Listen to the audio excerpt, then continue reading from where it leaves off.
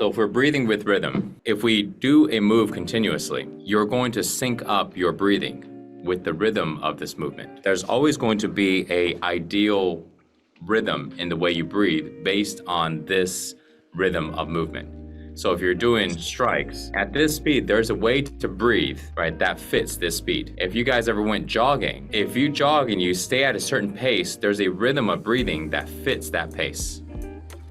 Now, sometimes it may take you a little time to find it. You might be, you're off. You can tell when you're off because there's a lot of effort. But once you hit the rhythm, you would experience what they would call it as runner's high, which is your rhythm of your running is directly synced in with your breathing. And your breathing is not any more or any less than what you need. And everything syncs in together. Right, so same thing with doing movements. Look for the rhythm in your breathing, sync it in with the rhythm of your movement. That allows us to be the most effortless in movement, using the least amount of energy, least amount of effort to create the most amount of movement. Because we are giving our body just enough oxygen.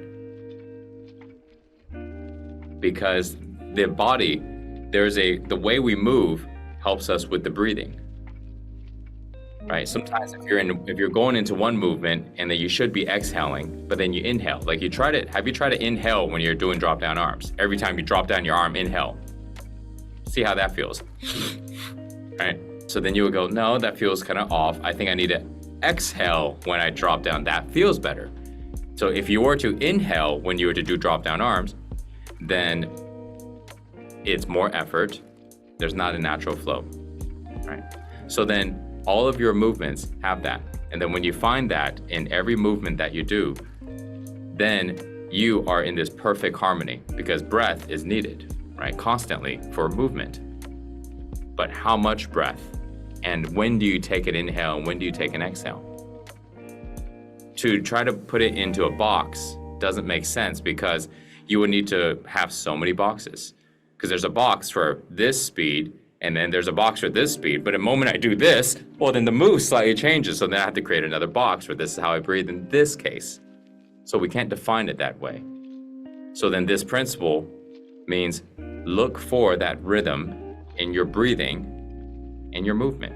Sync it together and have awareness in it. Because when you have awareness in it, it helps you be present. So this is how we can go ahead and enter into a meditative state.